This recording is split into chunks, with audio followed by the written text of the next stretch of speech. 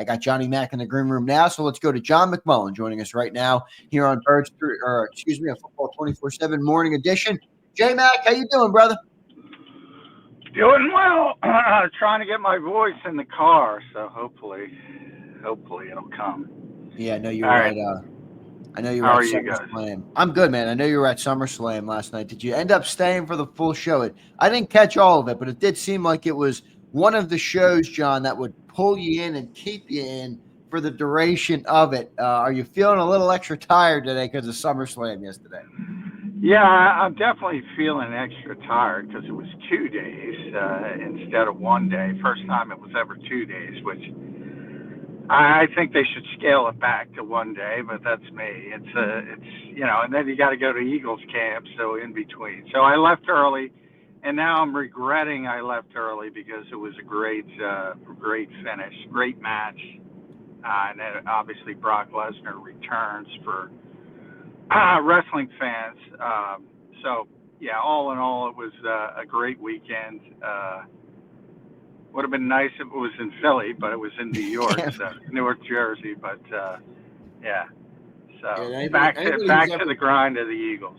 Yeah, anybody who's ever driven up there, all right, if you're in the region, you know, the minute you get up in North Jersey, it just feels like it's a suburb of New York, because it is. But yeah, the traffic gets bigger or gets longer. The drivers get worse, with all due respect to our North Jersey people, and it's a chaos. So, Johnny Mack, good stuff on that. John, it's Vic Fangio Day, brother. Day number 9 of the Eagles on the practice field open to the reporters.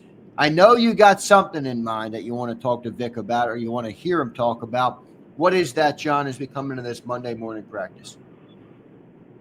Well, I think the biggest thing is Eli Ricks. Is it real? Is he moving to be closer to competing with Kaylee Ringo and Adoree Jackson for that cornerback job opposite Quinyon Mitchell?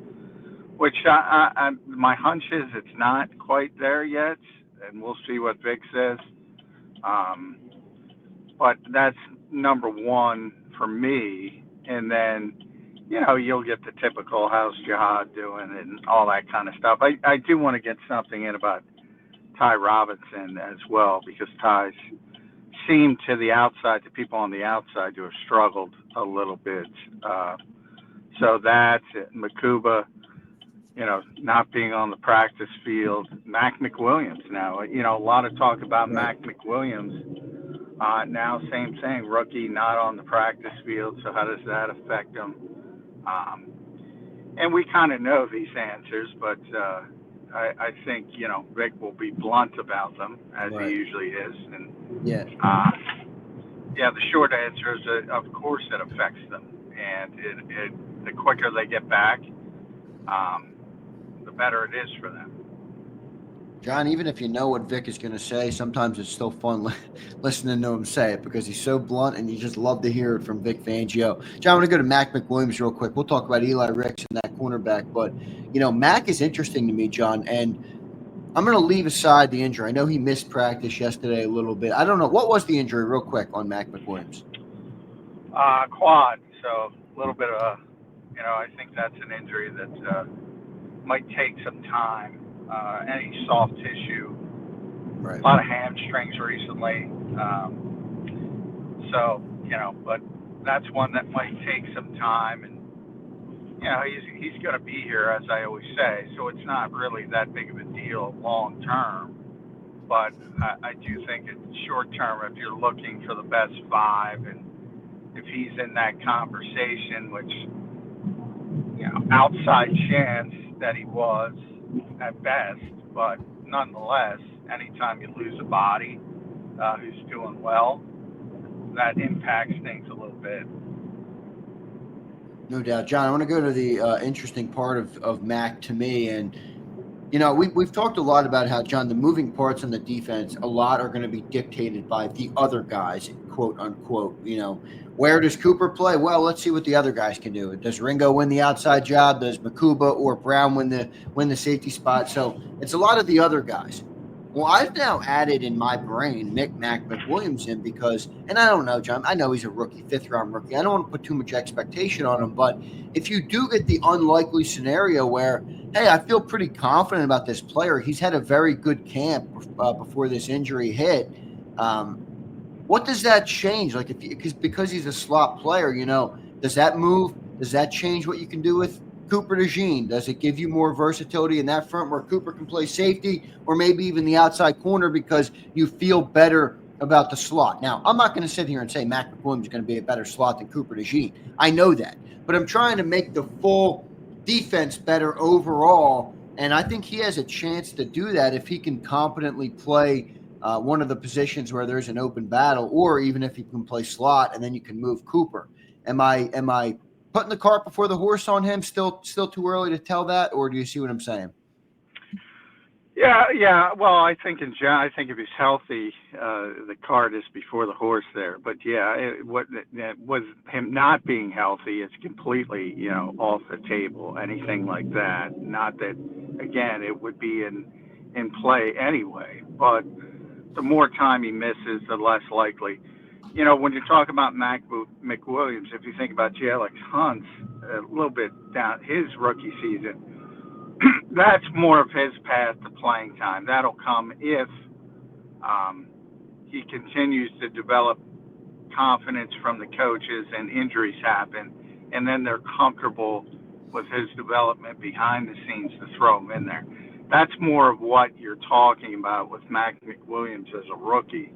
Long term, he's got a chance to be in those conversations for Cooper's ultimate spot, whatever that might be. And, I think it might be versatile. As we said, we say with Jihad Campbell. I mean, I really think that if you look around the rest of the NFL, there's a bunch of these players that play different positions every single week, every single year. And it really hasn't happened in Philly that much. So I think people don't think of it that way. I think Vic thinks of it that way. So ultimately, I don't think you might be in a position where Cooper DeJean never has a stationary position where he's playing everything, corner, safety. And I think everybody's kind of framed it that way. And I think he's a little bit different because of that versatility and the ability to use them all over the field. That's a big ask, man. Cooper DeJean. It's amazing what they're asking him to be already in his career. But I certainly think he's capable of doing it. So interesting. We'll keep an eye on all that. I do think, John, good clarity there on McWilliams as well. John, let's go into Eli Ricks, man. He's had a great couple of days at camp and is the unlikely third contender to win the cornerback 2 battle. Is it real, John? Is Eli Ricks really in the running, you think, to win this job, or is it a good camp story right now? How do you see Eli Ricks having some good practices? He was the first name you mentioned this morning, J-Mac. Yeah, and that's what I want to ask Vic. I don't think it's real yet, but we'll see what he says this morning. The reason I don't think it's real yet is because he hasn't gotten meaningful first-team snaps. And by that, I mean, the other day he was in there in the red zone and got an interception, and I think people made a big deal out of it, but that might have been, one of 2 first-team snaps. And then he came back the next day, and I don't think he had any first-team snaps. So he's still not getting that kind of work, which would indicate, all right, he's in the rotation to look at for a potential starter. Those are all Adori's reps and Keely Ringo's reps. So, but he has played well on the second team, really well recently. He seems to be gaining confidence, which is common with young players as they get more comfortable. So I think it's all positive, but I don't think he's in the conversation to be the potential starter, at least yet. But, Vic might say something different. And, right. That's sort of the first question I want to get out there. But, Vic's press conferences tend to be sellouts. So you got to get there early, which is what I'm trying to do. Yeah, right. Get down there safe, Johnny. Back to Vic has to say. I'm sure it should be a good press conference today, and we'll keep an eye on Eli Ricks. Been a pleasant surprise, and even if he's not in the running, I do think it's good to have another depth player that can play the position. you know, and that's obviously always a good thing. We'll see if he makes the team. I think he should be positioned to make the team. So we will see how that all shakes out. Johnny Mac moving in, continuing along. Let's go to that safety spot real quick. Makuba still out in terms of not full running, not doing full team drills and things of that nature. Sidney Brown, how has Sidney Brown looked in camp? Because people are starting to come to the senses of, okay, it looks like Sidney Brown's probably going to be at least the starter to start the year. Doesn't mean he's going to be it forever, but how does Sidney Brown look, John? Does he look like he's an improved player? Does anything look different to you this year? A lot of people talk about, John, that he plays the game with a little bit of a lack of discipline. And that obviously is contrary to what Vic Fangio would want in a safety. Kind of reminds me a little bit of Gardner Johnson, who liked to freelance at times. Now, from that, you get plays being made, but Vic is Vic, and he likes you to be in position. What are you seeing from Sidney Brown so far through camp? Well, yeah, I think he's had a good camp. Not a lot of splashy stuff, but not a lot of mistakes either. And that's exactly what Vic probably wants at this stage. So I think that's a positive, if anything, for Sidney. Obviously, he's getting extended. He's getting even more first-team reps because Makuba hasn't been able to go in team drills. So that's a positive for him. You mentioned the CJ comparison. As a rookie, we've talked about it a lot. He's finally on record, so everyone heard it. I hope they heard it. Vic's on record. I hope they heard it. He was not healthy last year. That's the reason he didn't play. And now he's healthy. So I think there's big improvement from his rookie season. A lot of the time he was playing out of position. And I don't think it's necessarily that he lacks discipline. He plays very fast, and sometimes, especially, he got a lot of snaps at slot corner that year, which was a disaster for the Eagles as a whole, the position. He was one of the better. I think they used 9 guys that year because of all the injuries, and he ended up being one of the better options. But that's not what he is. So I think part of it was just learning the position on the fly as a rookie, and he goes fast. He's a very fast player. He goes a million miles an hour, which he is uber athletic, man. He certainly looks the part, John. Yeah, it's a positive if he knows what he's doing, and I think he knows more what he's doing at safety, and as he's getting more comfortable, that'll come. But my problem has been with this. Is the style, where there's no comparison with CJ, is the style. CJ is a pure cover safety who's also got some energy and physicality. He's more of a pure box safety, which really doesn't exist in this defense.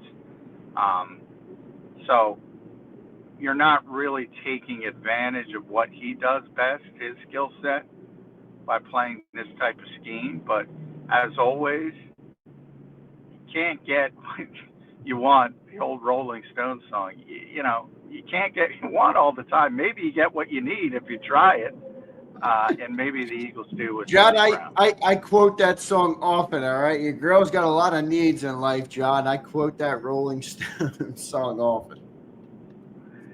Yeah, well, I think the assumption is, well, he's got to, you can go through every year. Vic doesn't have 11 players that perfectly fit his system. That world doesn't exist.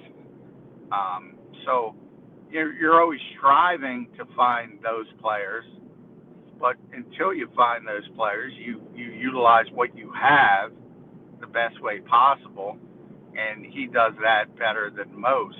I would say, to understate it, probably does it better than anybody. So he'll figure it out. But I do think, right now it would be a huge upset, barring injury, if Sidney Brown's not a week 1 starter. Yeah, I agree. We'll see what ends up happening there. Johnny Mac, moving in. Let's move up to the defensive line. We'll talk edge rushers first right now. It's been your biggest concern, John, coming into camp. Now 8 days done camp, going into practice number 9 today.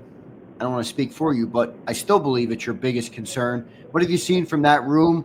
Anything positive, anything negative to share? How your thoughts have evolved on the edge rusher room through the first 8 days of camp? Yeah, I think Uche had some nice rushes on yesterday. But for whatever reason, and Vic kind of dropped this in his last press conference, is you guys, and he's right. He's talking about reporters. You guys are focused on plays and splash plays and sacks and interceptions and receptions, and a lot of times it's the other stuff. Right. Are you doing your job? Are you? And I bring that up because Josh, to the naked eye, Josh has looked more impressive than Azeez Ojulari, but Azeez Ojulari keeps getting more first-team reps. So does Ojulari kind of fit what Vic likes a little better, John, in your eyes? Like Uche to me was more of a, is he more of a one-trick pony in a sense that he can rush the passer well, but maybe doesn't do the other stuff well? And Ojulari maybe doesn't rush the passer as well as Uche does, but, he can set the edge. He can play in the run game. He does some of that other stuff better. Is that a fair synopsis of the two or no? Well, I think the Eagles think that. They think he's got the higher ceiling as a player, evidently. I haven't seen it, but of all the edge rushers, the most comfortable dropping into coverage has been Jalen, which makes some sense because he used to play safety at Cornell. Everybody else, Nolan's not bad at it. Nolan just came back in individual work from the concussion. Hasn't been back in team drills, but he's pretty comfortable with it. But he played a lot of off-ball linebacker at Georgia. Played some here as a rookie. So he's kind of comfortable with it. And everybody else looks like a fish out of water. They always look like a fish out of water. Right. But, and that's, I say that about both Uche and Ojulari. But, yeah, I think the Eagles think he's a little bit better at the other stuff. And that's why they gave him a little bit more money. And they seem to want him to be in the position to be the third guy in the rotation. And yeah, I don't think that's good enough, but we'll see how it shakes out. Michael Parsons, are you out there? I'm just kidding. We won't get into that right now. Johnny Mac, how about the defensive tackles in the building? Jordan Davis made a lot of headlines early, John, just with the way he showed up to camp, with the way he looked.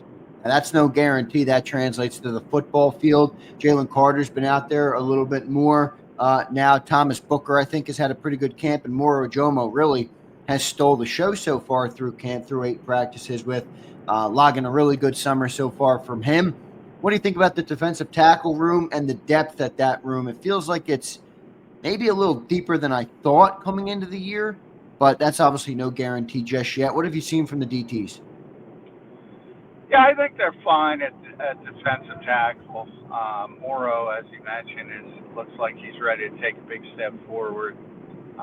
Jordan's in better shape, so he's in a position to play more snaps. And it's been a slow start for Jalen Carter, who had the injury and has been back the past couple of days. But it's early August; he'll be fine as he ramps up. The one slight disappointment is Ty Robinson doesn't look like a guy who's going to be day one rotation.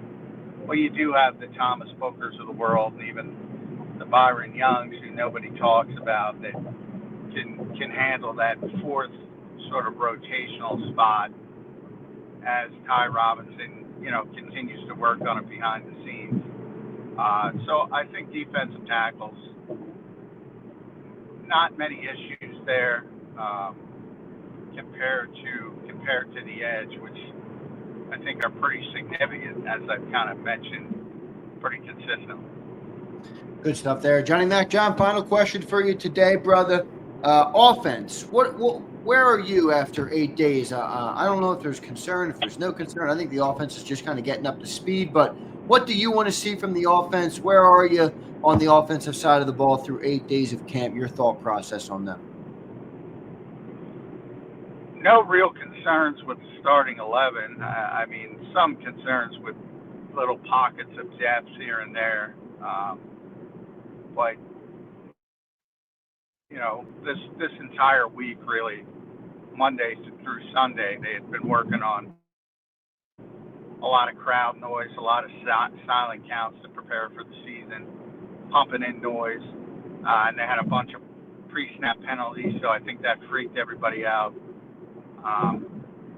That's why you do that stuff, to get them used to it.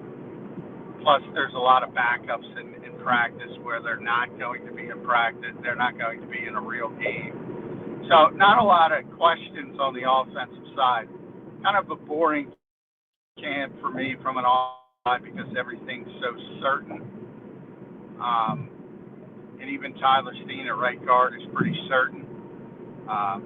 So I wouldn't lose, like Jerry Jones told Cowboys fans not to lose sleep over Micah Parsons. I wouldn't lose too much sleep over the offense for the Eagles. Barring injuries, as we said. Everything. Yeah, well, that's a given as always. Kevin Patullo acclimating nicely in your eyes, or what? Yeah, I mean, I think Kevin's going to be fine, and I think, you know, this might end up being their best offensive coordinator. That's hard to say. I think Shane set the bar. I think Shane was really good. And they've always had a good offense, even with. Well, John, you know those expectations, John. You're one of the best to talk about stuff like that. I mean, Kevin Patullo might be damn good, but you basically got to finish top 8 in Philly in the offense to be considered even close to a success. And if you're less than that, you might get blown out of town. So I think it's I think Brian Johnson got blown out of town 8th. So exactly. Yeah, that has more to do with the expectations of the team. So, you know, Brian Johnson might still, he'd probably be a head coach. But again, if the defense was any good last year, he wouldn't have been that year, not last year, that year.